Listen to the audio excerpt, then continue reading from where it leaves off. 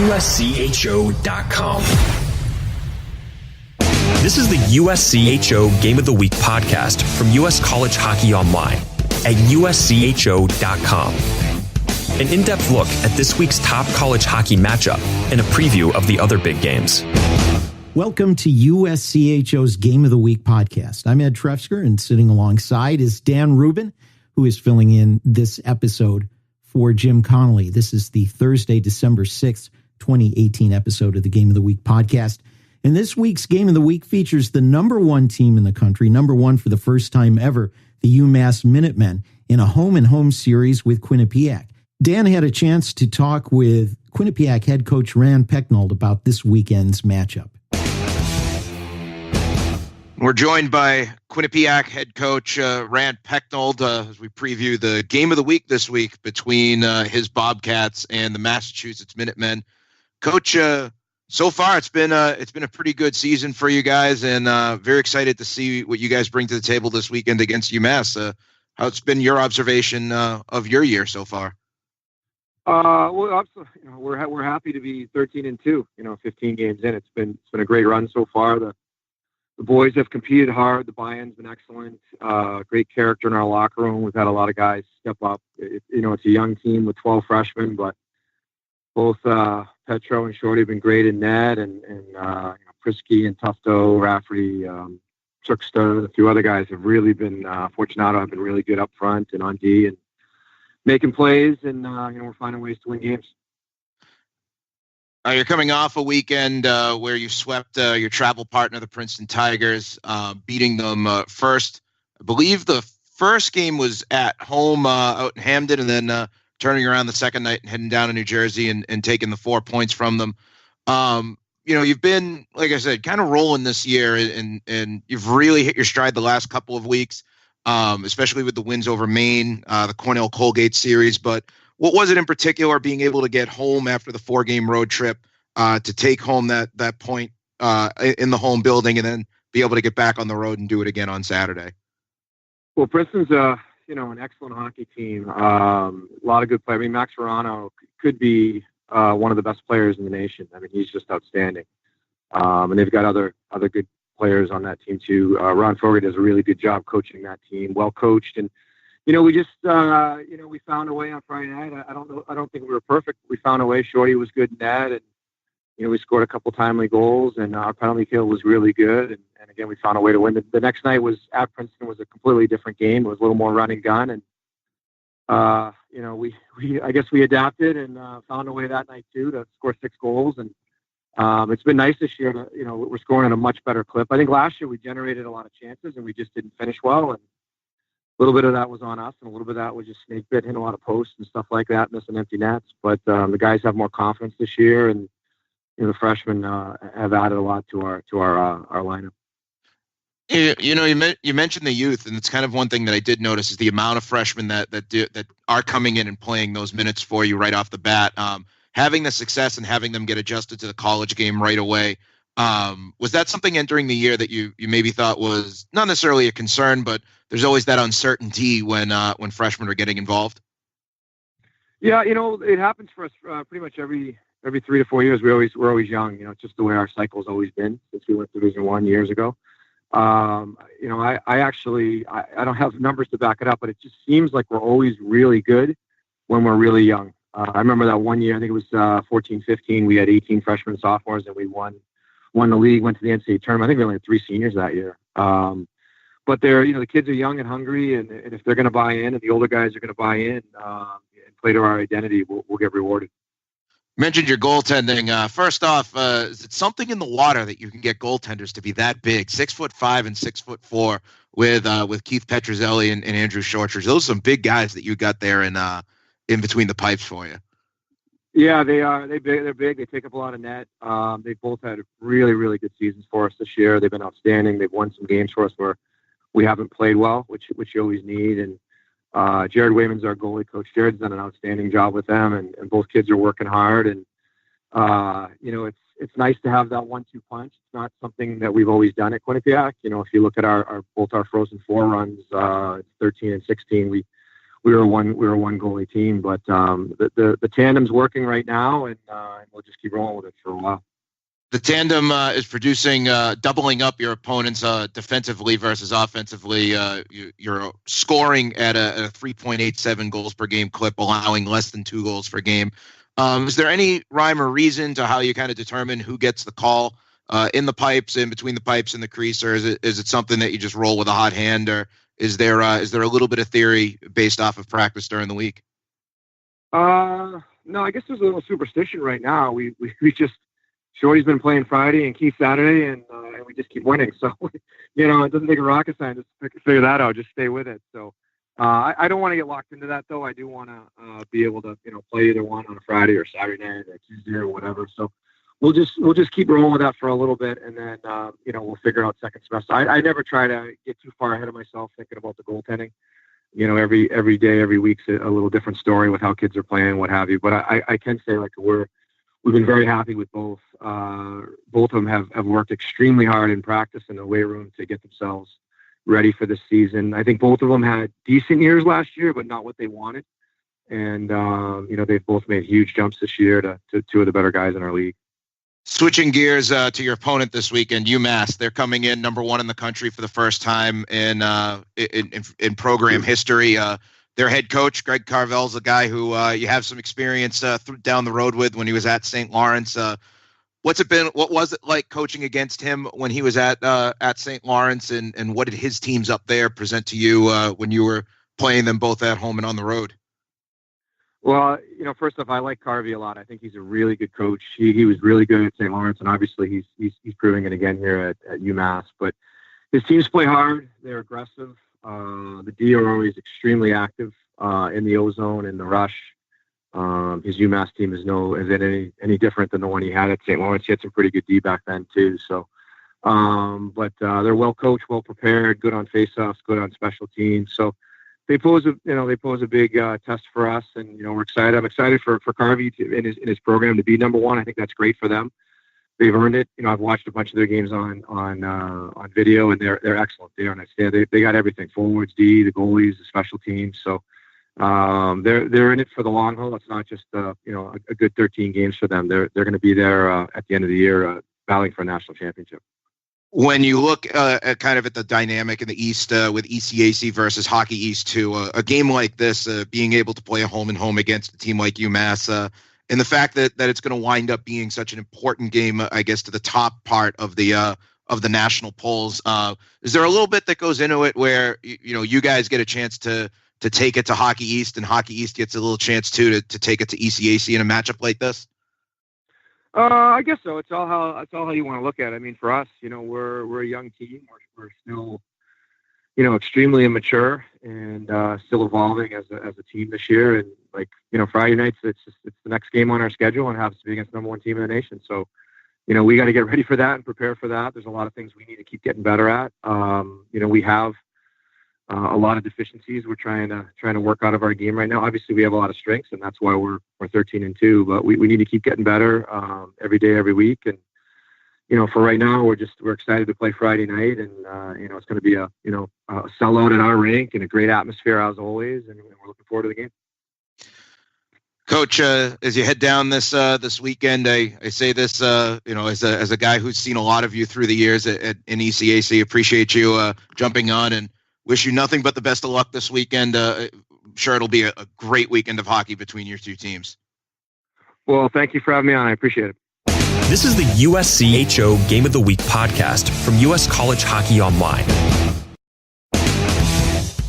That's Quinnipiac head coach Rand Pecknold. And Dan, you asked about the out-of-conference games and what they mean, Hockey East versus ECAC. Well, for an individual team, obviously their concern is their opponent. But ECAC right now, as we record, is 2 games below 500 out of conference. Hockey East, 3 games below 500. And both Quinnipiac and UMass have an opportunity to help their leagues and how things work out in the Pairwise Rankings in the postseason. Yeah, UMass is the out of these two teams actually has the non-conference loss. It's their only loss of the season. They lost to Ohio State earlier this year. Quinnipiac totally undefeated at 7-0. So I know as someone who watches this, watches kind of the way the pairwise rankings take shape over the course of a year, it becomes a fairly important game, at least down the road, to see what happens when you have two games against these opponents or between these opponents, to see who can come out on top and who can maybe start to pull maybe another team from their league somewhere along the line. Quinnipiac also, you talked about it a bit, is fortunate to have two goaltenders that they can be, either one can be a go-to guy. And there have been teams in the past who have had some success in platooning, but it is fairly rare these days. Yeah, I know you and I have both seen it in Atlantic hockey with the platoon among a couple of teams. Most recently, I'd point to Robert Morris with Terry Schaefer and Francis Marat. We've seen it elsewhere. I know we've seen it on successful teams too that have had a measure of success, but nothing to this degree. When you think of the numbers that these two goaltenders, Petrozelli and Shortridge, are putting up, they combined for 5 shutouts in 15 games. And it's a pick your poison. You have guys who are posting .956 save percentage and 911 save percentage. Who you're going to put out there? You get a fresh goaltender every night, and that fresh goaltender is going to post some pretty darn good numbers in the process. Some people are critical of it, but I think back to 2008 through 2011, when over at Miami, Rico Blasi had Connor Knapp and Cody Reichard kind of being a two-headed monster during that time. So it can be successful. Well, let's talk a moment about this. Number 1, UMass, and number 8, Quinnipiac on Friday night, and the Bobcats at the Minutemen on Saturday night. Pecknold mentioned a sellout crowd already for Friday night. This seems like a great opportunity for number 1 to get toppled. Yeah, and if you've never been to that TD Bank Center down there in Hamden down at Quinnipiac, it is designed pretty much to make road teams' lives a nightmare. And I know I'm getting the name of it wrong, so I apologize on that. But it is by far one of the most hostile places to play in ECAC. I've had the ability. I'm sorry, it's the People's United Center. I'll correct myself on that. Those sponsorships change so often, Yeah, they but it's kind of an unusual building with the way that it's designed. The building itself. So it's gonna be a really tough place to just come into and play for if you're UMass, and for the Minutemen who are used to playing in the big Hockey East arenas. Playing games at Providence, which I know is going to help them in this regard. Playing a game at Merrimack will help them in this regard because they're coming into, as opposed to a giant arena, a place that's a little bit more intimate, does have a high ceiling, but the fans are going to feel like they're right on top of you. And you know what? When they get loud down there, it is going to cause havoc in communication. And if things are going poorly, it can add a whole other element to the game. It'll also be interesting. People have been criticizing UMass for maybe not having the strongest schedule. Well, they have the 13th strongest schedule so far in Division I, Quinnipiac 23rd. So, but the ratings, the RPI and the Pairwise are all designed to take opponents into account. Both have played fairly tough schedules. This should be fun. It would not be surprising to me to see a split. And if one team is able to sweep, well, for UMass, if they sweep, that cements them even more at number 1. And Quinnipiac sweeps or even a split, we'll probably see a new number 1 next week. Yeah, and I maybe overrated Quinnipiac in my vote in the national poll. I had them much higher than 8th. I had them up into the top 5, and I think that they're a team that can come out and beat a team like UMass. When we talk about the game of the week, it means it's a 50-50 split, right? Any team can go out and win on any given day. But I wouldn't be surprised. I wouldn't be upset if I'm a UMass fan enjoying that number 1 next to your name. If Quinnipiac comes out and puts up that type of performance, I wouldn't be upset. And if I'm a UMass fan though, and they come out the Minutemen and they take it to the Bobcats and they pick up some points and they pick up some wins this weekend, that'd be some major cause for celebration out in the 4-1-3.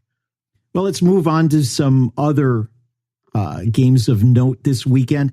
In the Big Ten, matchup between two ranked teams, number 5 Notre Dame at number 9 Penn State. Now, the Nittany Lions are 10-4-1 coming into the weekend, but only 2-3-1 in conference. And they've actually given up more goals in conference than they've scored. Overall, Penn State, a 5.13 average and 3.8 by their opponents. On the other end of things, you take the Notre Dame Fighting Irish, averaging 3.2 goals a game and giving up a stingy 1.67 goals against. And most of the time in net by Cale Morris, who's got a 939, and Dylan St. Cyr with a 965 save percentage. Just some stingy defense and goaltending against a scoring juggernaut. Is this the immovable object against the irresistible force? What do you look for this weekend? Well, I usually go the other direction and say that the key to this game then becomes on the complete opposite side. Not necessarily if you're going to score a goal or not score a goal against a tough defensive team, but if you can stop the other team from scoring a goal. Notre Dame is still averaging over 3 goals per game, and that's an offense that can light the lamp. So I think the concern has to be how Penn State would stop Notre Dame from scoring. So I think if we look at it from the other direction, I have a feeling that at some point they might get a goal or two, maybe make it in bunches, Penn State. But then once it happens, I would look to the other side and make sure that the Penn State defense is stopping that Notre Dame offense. You talk about atmosphere at Quinnipiac, at Penn State, at Pagula Ice Arena. It is ridiculously loud, and the student section is so steep and packed in behind the visiting goalie in the first and third period. It's almost like they're sitting right on top of you. So it is an intimidating place to play from a crowd perspective.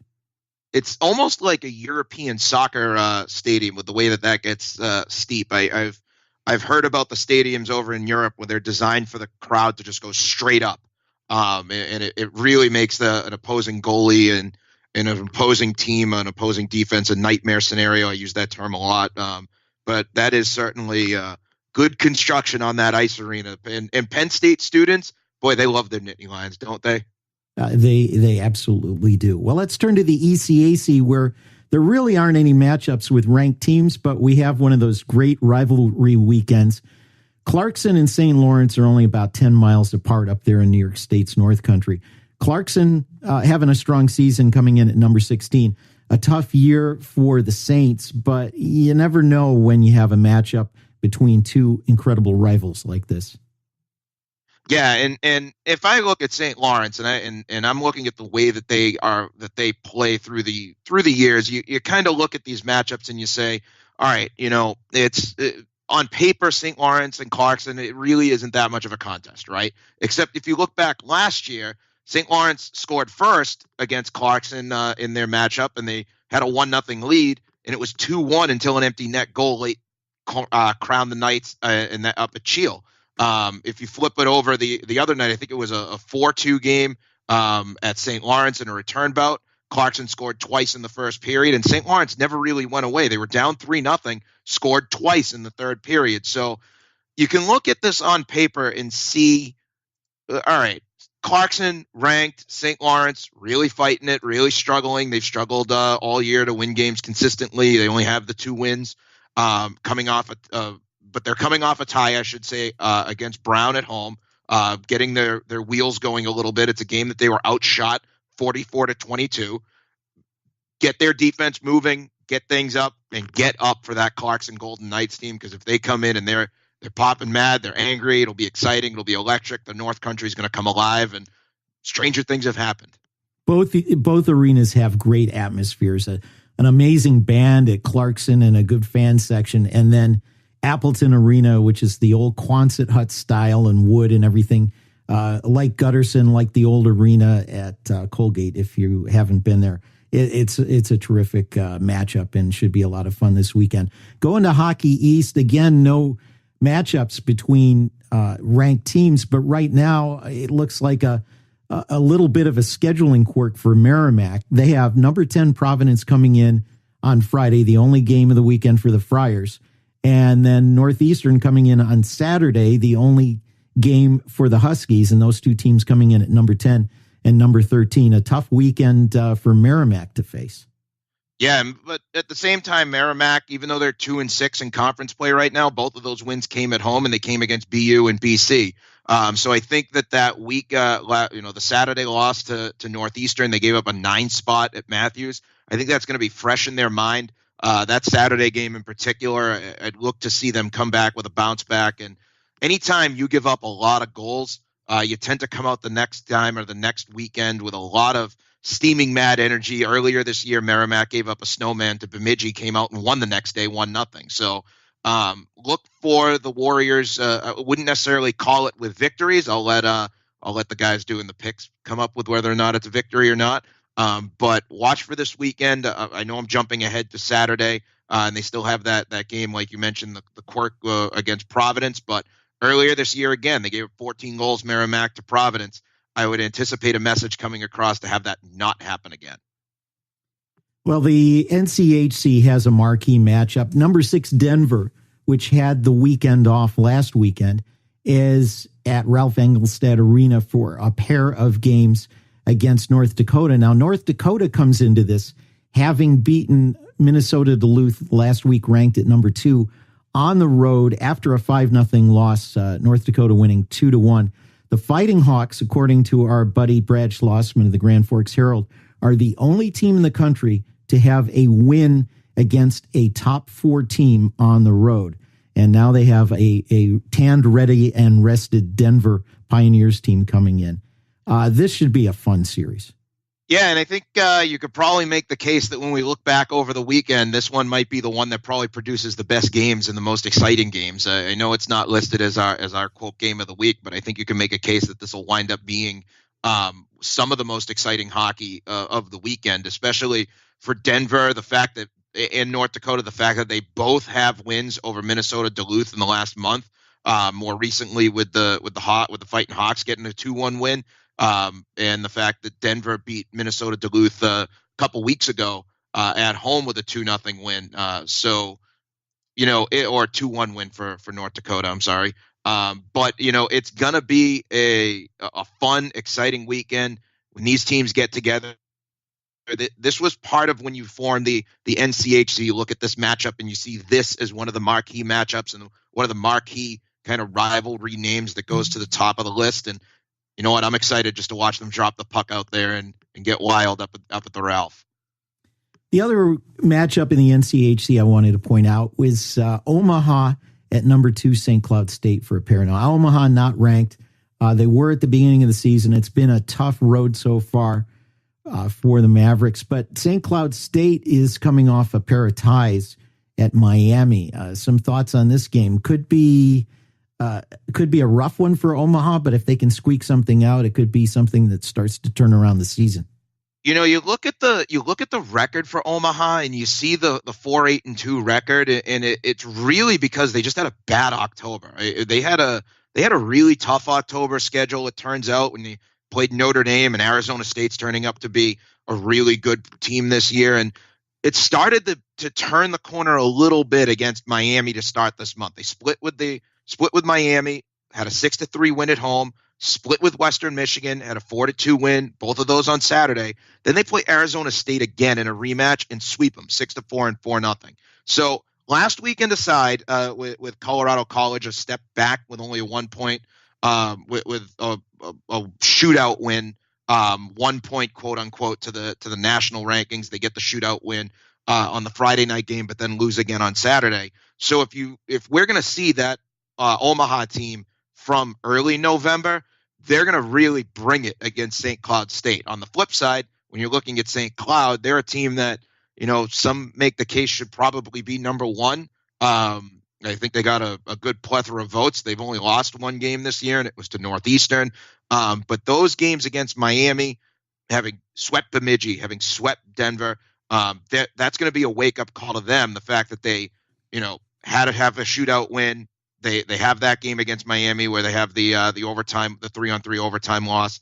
It becomes a big weekend for them to end their first half on an upswing before they head to Pittsburgh for the Three Rivers Classic. Lastly, we want to take a look at a non-conference matchup. Number 19 Arizona State at Princeton. Princeton dropped out of the poll this week after being swept home and home by Quinnipiac. I'm sure Ron Fogarty will have his squad ready. Meanwhile, 3 of the last 4 games have been losses for Arizona State, which started the season hot. Still number 19 in the poll, an overtime win that was exciting against Harvard, but a pair of losses at Omaha before going into a bye week last weekend. And this becomes kind of a sneaky big weekend for Arizona State because even though they're 10-6, even though they're 11th in the pairwise rankings, this is a game that when you get to that point, and once you're on the inside of the bubble and squarely on the inside of the bubble, you have to start looking at some of these games and saying those are wins. So for Arizona State, I think maybe if we'd gone back at the beginning of the year, the way we expect what we expect out of Princeton, how we expect Princeton to play, I think maybe we'd look at this and say a little bit more evenly matched. I think on the talent level, this is going to be very evenly matched. But if you're looking at Arizona State, 19th in the country, 11th in the pairwise, this has to be a game where they come out, expect to win, and handle business. Now, the other side of it is, it goes without saying, anytime you're talking about Arizona State, anytime they have to travel this far east to go to Princeton, this is the second time in 3 weeks, second furthest road trip they've had to make all season. They went to Harvard a couple of weeks ago. They went to Omaha last week. I'm going to be really interested to see from a travel perspective what the Sun Devils can do, having to come all the way across country again to play in a tough barn at Hobie Rink. Although, on the other hand, I'd much rather have a 5 or 6 hour flight than a 5 or 6 hour bus ride. But they're going to have to stay used to that until they can find a conference. And even with that, their remote location means they're going to have a lot of flights. By the way, Arizona State, 10th strongest schedule in Division I hockey so far this season. Playing them is good for teams who play them for the postseason, and they've put together a really tough and great schedule. But Dan, that's going to wrap things for us on the Game of the Week podcast. For Dan Rubin, who is sitting in for Jim Connolly, I'm Ed Trefzger, and we'll catch you next time. This has been the USCHO Game of the Week podcast, a production of U.S. College Hockey Online. Visit uscho.com/podcasts to listen or subscribe.